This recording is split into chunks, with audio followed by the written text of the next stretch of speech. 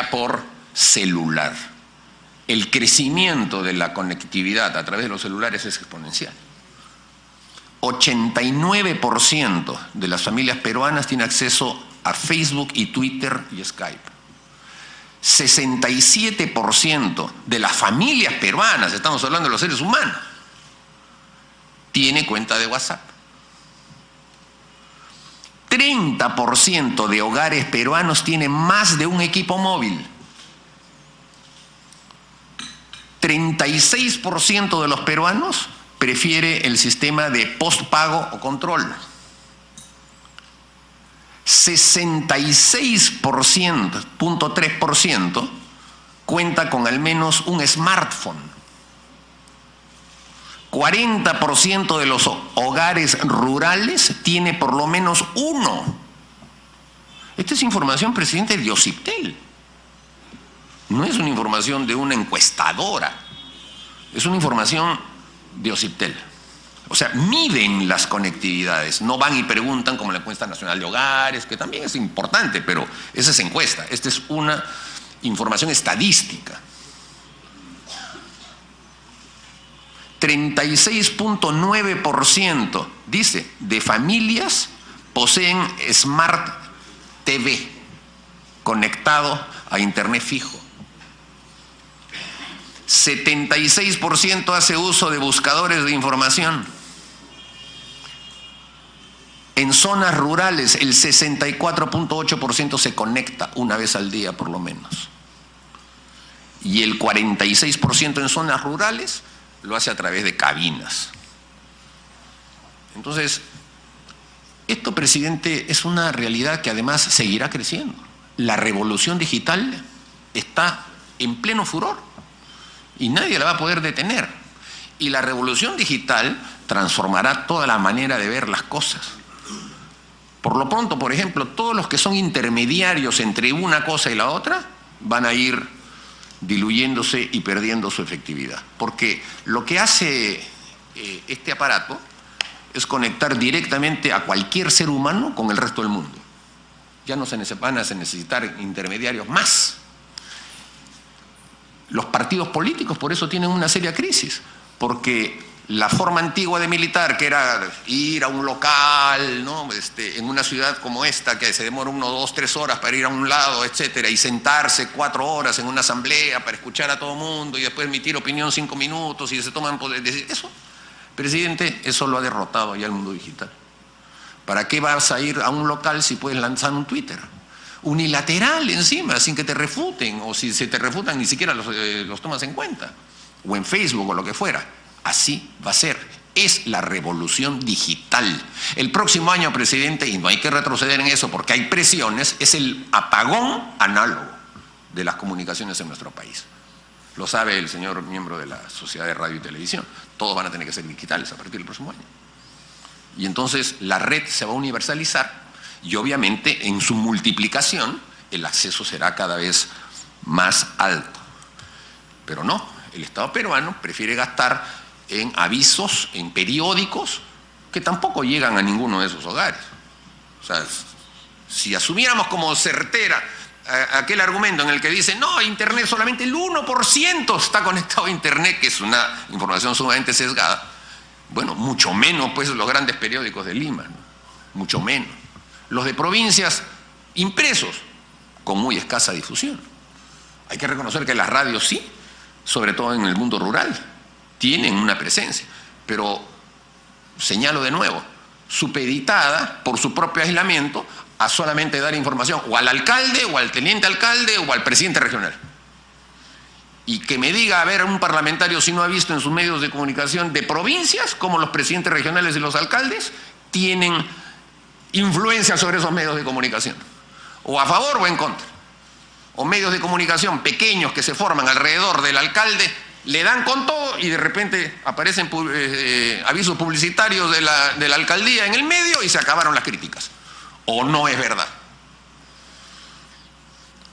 Entonces, presidente, este es un tema en el que ya ese tipo de conducta ya verá cada uno, el Consejo de la Prensa, no sé qué representatividad tendrá, cómo lo resuelven, pero lo que nos toca a nosotros es velar por los dineros del Estado, presidente.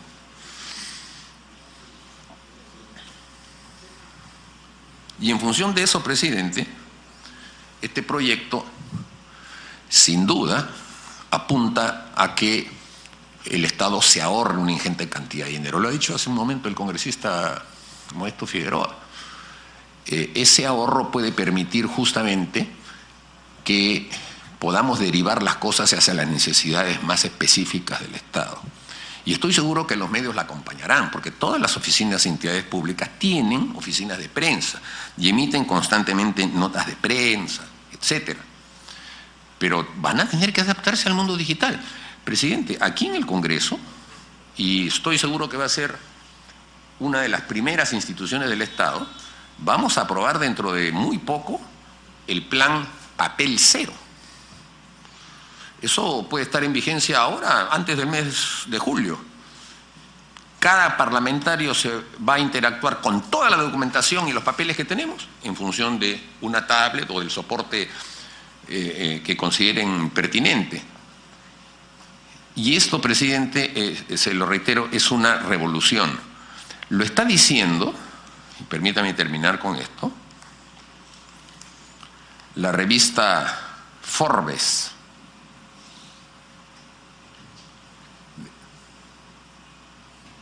Cuando señala que en los Estados Unidos las entidades públicas están dándose cuenta que si no tienen un acceso, gracias, todavía la versión impresa sirve de soporte. Aquí está. Es una frase nomás que quiero destacar, presidente. Es necesario, dice la revista Forbes, ¿no?, cambiar nuestra manera de pensar hacia un enfoque de todos los dispositivos, celulares, tablets, PCs, y que es mucho más que una buena idea, puesto que no solo nos comunicaremos constantemente a través de la tecnología, sino que nos acercaremos a una tendencia de cero papel que tendrá un alto impacto ambiental. Esto es una política de Estado en los Estados Unidos. Después de que Forbes hace el análisis de cómo las cuentas de Twitter y de Facebook son las que han determinado los resultados electorales en los Estados Unidos, se dan cuenta entonces que hoy el mundo va hacia esa transformación. Y este mecanismo de cero papel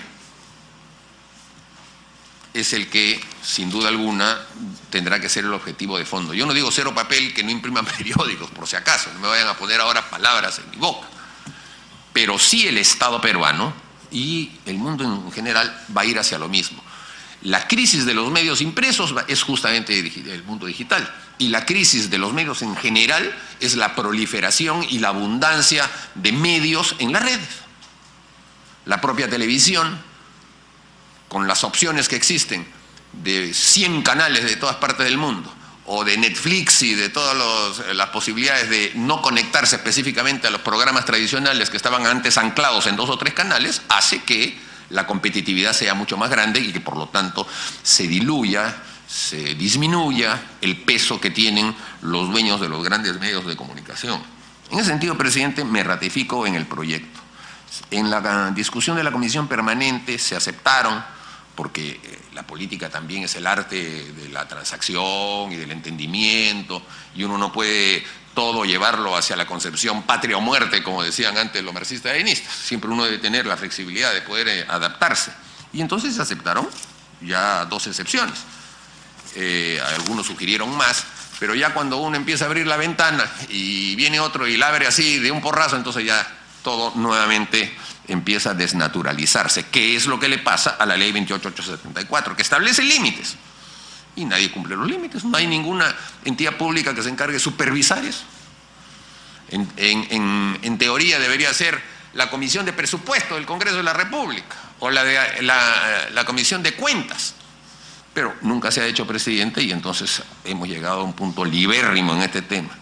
De manera que yo le pido, presidente, que este tema, cuando lo tenga que poner a votación, sea por la insistencia en nuestro proyecto y en la autógrafa que se aprobó en la comisión permanente a efectos de poder llevar rápidamente este tema al Pleno. Gracias, presidente.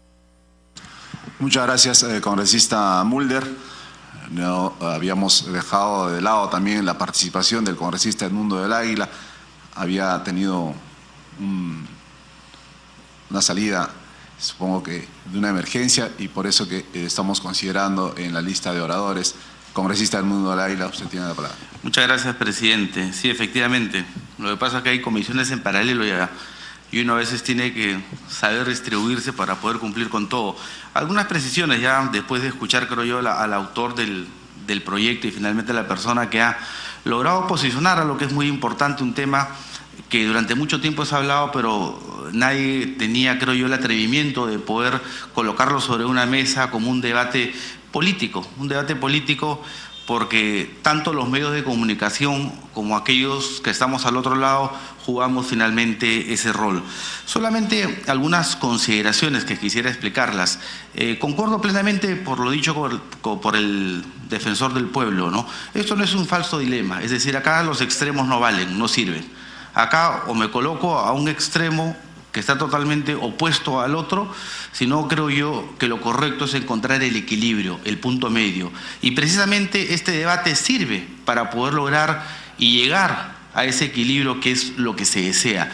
Y para esto se tienen que cambiar algunas cosas, se tienen que normar algunas cosas, se tienen que regular algunas cosas. Y no únicamente el poder cambiar o regular las cosas vienen de un solo sentido, sino que apuntan en muchos sentidos. Desde el gobierno mismo, no encarecer la publicidad, hacer que la publicidad que el Estado pueda ofrecer a la comunidad privada sea una publicidad amigable, no elevando costos como el tema de las fianzas, o como por ejemplo, como poder promocionar y posicionar, y ahí sí yo discrepo plenamente con todos aquellos que dicen que las redes hoy en día están cubriendo espacios, pero no cubren todos los espacios.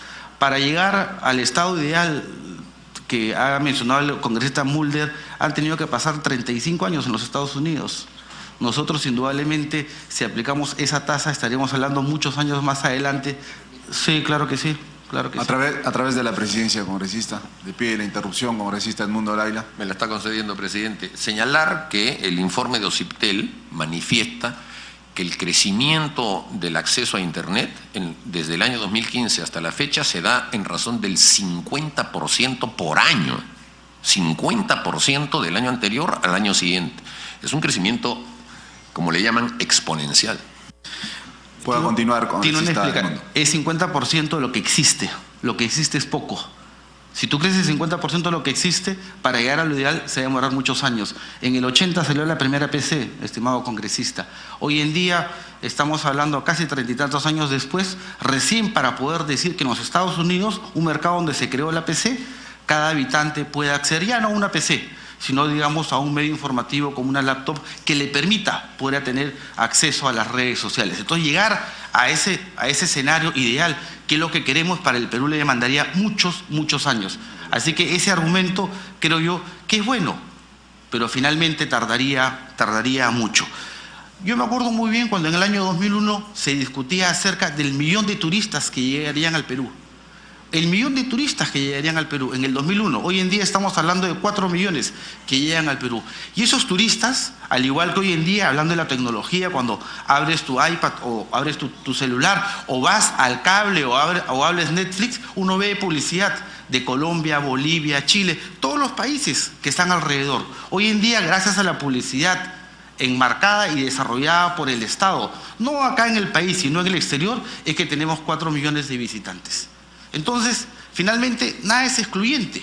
Me parece bien el poder regular, me parece bien el que finalmente los medios de prensa puedan hacer lo que hace 12 años nacen, que es el poder normar, el poder decir, oye, estos son los códigos, esta es la reglamentación que nosotros debemos usar y esto es finalmente lo más conveniente para los usuarios, para nosotros y para el Estado. Así que yo saludo y felicito el poner sobre la mesa este tipo de proyectos. No estoy de acuerdo al 100%, pero sí sirve para poder nutrir y realizar un debate alturado. Muchas gracias, congresista del Mundo del Águila. Quería hacer algunas precisiones con referente a los montos. En el gobierno de Ollantumala se ha gastado 916 millones de soles en publicidad estatal. En el gobierno de Pedro Pablo Kuczynski, en los 6 trimestres, 570 millones.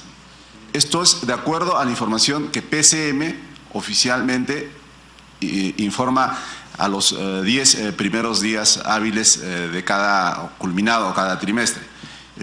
Así pues que hemos podido también recabar información cuánto es lo que gasta cada ministerio de acuerdo al informe trimestral, cuánto es lo que gasta en publicidad estatal y comparado con lo que gasta algunos gobiernos regionales, porque también estamos recabando información a nivel nacional, no llega ni a 3 millones o ni a 4 millones, 3.848.000 anual. Todo el 2017 es lo que han gastado.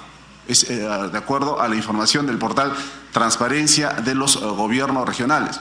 Y también vamos a hacer pues una reunión con los medios locales. Vamos a viajar a provincias para ver pues si es cierto si ellos son los más perjudicados cuando se pueda aprobar esta iniciativa legislativa. Pero todo empieza, ¿desde cuándo empieza todo este festín de la salida de dinero de todos los peruanos, del 30% quienes están dentro de la formalidad? Básicamente del 2014, la ley 30225, a iniciativa del gobierno de Ollantumala, cuando se modifica la ley de contrataciones del Estado, y hace precisiones en el artículo 27 de la ley de contrataciones del Estado, referente, contrataciones directas. Antes del 2014 solo había 3 excepciones para hacer una contratación directa, pero ya con el gobierno de Alejandro de Ollantumala se ponen más excepciones. Y es así que dice el artículo 27, contrataciones directas. Excepcionalmente las entidades puedes contratar directamente con un determinado proveedor en los siguientes supuestos. E incrementan el literal G. Para los servicios de publicidad que presten al Estado los medios de comunicación televisiva, radial, escrita o cualquier otro medio de comunicación. Ahí es donde se abre el caño y empiezan pues los gastos, digamos, elevados en publicidad estatal. Y el año pasado en el debate de la ley de presupuesto, cómo es que los diferentes ministros decían es insuficiente lo que tenemos para el 2018. Alcaldes que desfilaban por aquí constantemente. Imagínense que en el gobierno de Pedro Pablo Kuczynski, más de los 570 millones que gastaron en publicidad estatal hubiesen podido dar 5 millones a cada o a los 100 distritos más pobres. ¿Qué cosa hubiese pasado? Hubiésemos mejorado nuestros índices de, por ejemplo, de extrema pobreza o nuestros índices de desnutrición, de analfabetismo, acceso a la información. Nosotros desde la Comisión de Transportes, o la comisión que estoy presidiendo, vamos a profundizar más el debate y también estamos pidiendo opinión, estamos analizando tratados internacionales, acuerdos o pronunciamientos de otros países con referencia a la publicidad estatal. Quiero agradecer a los invitados el día de hoy, no sin antes también conceder el uso de la palabra para que puedan responder las diversas consultas y dudas de los señores congresistas. Podría empezar con el señor representante del Consejo de la Prensa Peruana. Muchas gracias, señor presidente. Señores congresistas, acá, bueno, han habido muchas preguntas, muchos comentarios. Yo quisiera resaltar algunos puntos de coincidencia y también resolver algunas inquietudes, ¿no? El tema de fondo acá es un punto en el que creo que todos estamos de acuerdo, ¿no? Debe existir una regulación que permita establecer límites a la contratación de publicidad estatal en medios privados a fin de evitar los excesos que se han podido dar en el pasado y que seguramente se dan en algunos niveles de gobierno o en algunos sectores. Habría que indagar sobre eso. Nosotros como Consejo de la Prensa Peruana consideramos que la ausencia de regulación en materia de publicidad estatal deja la puerta abierta justamente al uso abusivo y discriminatorio de la misma para buscar condicionar la línea editorial de los medios, ¿no? Efectivamente habrá medios independientes que no, digamos, no dejarán influir sus contenidos en función a la pauta publicitaria, pero es objetivo que, como se ha manifestado, se ha dado en el país y en otros países, esta ha sido utilizada como un mecanismo de censura indirecta que ha tenido, digamos, resultados concretos, ¿no? Entonces nosotros estamos a favor de la regulación de la publicidad estatal. En lo que no estamos de acuerdo es en la prohibición de la contratación de publicidad estatal en medios privados, por las razones que ya expusimos. Creemos que esa es una medida que limita de manera extrema, digamos, a la libertad de expresión. ¿En qué sentido? Si bien es cierto, los medios de comunicación no van a dejar de informar o generar contenidos por la existencia o no de publicidad estatal, recordemos lo que se mencionó hace un momento. La libertad de expresión tiene una doble dimensión. La dimensión individual que nos permite a nosotros expresarnos, pero también la dimensión colectiva, que es la dimensión que atañe a la colectividad, es decir, a la información que puede recibir la población con respecto a políticas, programas y servicios públicos por parte del Estado. Nosotros consideramos que esta norma vulnera la libertad de expresión en esa acepción colectiva, es decir, al impedir al Estado publicitar sus acciones, sus programas, sus proyectos y los servicios que brinda, y a promover conductas socialmente relevantes como la prevención ante fenómenos naturales, por mencionar alguno, es una medida que vulnera de manera directa a la capacidad de los ciudadanos de conocer qué está haciendo su gobierno, qué programas se está implementando, qué servicios brinda y cómo los ciudadanos pueden acceder a los mismos. Ese es en el sentido en el que nosotros consideramos que esta medida podría vulnerar el derecho a la libertad de expresión. Coincidimos en que la norma debe reglamentarse si consideramos que efectivamente ha habido un vacío durante 12 años que nos ha llevado a un escenario como el actual, y eso ha permitido que se hayan dado algunos excesos en el camino. Pero prohibir la publicidad estatal en medios privados y limitarnos al uso de medios públicos y al uso de Internet significaría en la práctica dejar de lado a un gran porcentaje de la población que no consume los contenidos de los medios públicos. Es un dato objetivo que las estadísticas nos brindan, y tampoco utiliza o accede a Internet, porque de las cifras que dio el congresista Mulder vemos que el 44% de la población no accede a Internet en su domicilio, pero también, así es, exacto, pero también, justamente para ampliar el argumento, vemos que quienes cuentan con móviles, algunos no acceden a planes de datos, y quienes sí acceden a planes de datos, hay un gran porcentaje alto que no tiene cuentas en redes sociales. De ese porcentaje de personas que accede a Internet, tiene datos en sus móviles y tiene cuentas en redes sociales, es muy bajo el porcentaje de personas que utilizan las redes sociales por sus hábitos de consumo para acceder a información de este tipo. Yo he mostrado algunos ejemplos. Hice un ejercicio en mi presentación donde vimos que en Facebook, la cuenta de Facebook del MINSA, apenas tiene 401.000 personas como seguidores, y un post sobre un tema que es de la, digamos, mayor vigencia, como el síndrome Guillain-Barré, tiene 99 likes y apenas ha sido compartido 197 veces. Si nosotros hacemos el mismo ejercicio con el INDECI para, digamos, ponernos en un escenario de desastre natural, vemos que la cuenta de Twitter de INDECI solamente tiene 108.000 seguidores.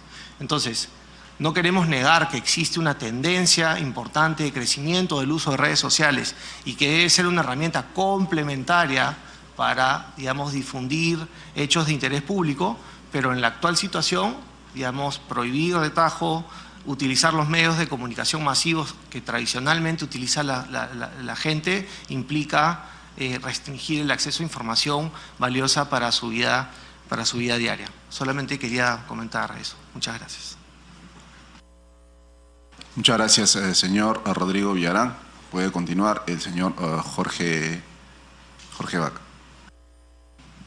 Presidente, si me permite, voy a cederle el uso de la palabra al doctor Aníbal Quiroga para yo después continuar con mi exposición. Doctor Aníbal Quiroga, le pido una interrupción al congresista Mauricio Mulder. Presidente, no quiero objetar la mecánica que usted está imponiendo, pero no es usual que los parlamentarios tengamos que debatir con los invitados. Los invitados exponen y los parlamentarios debatimos.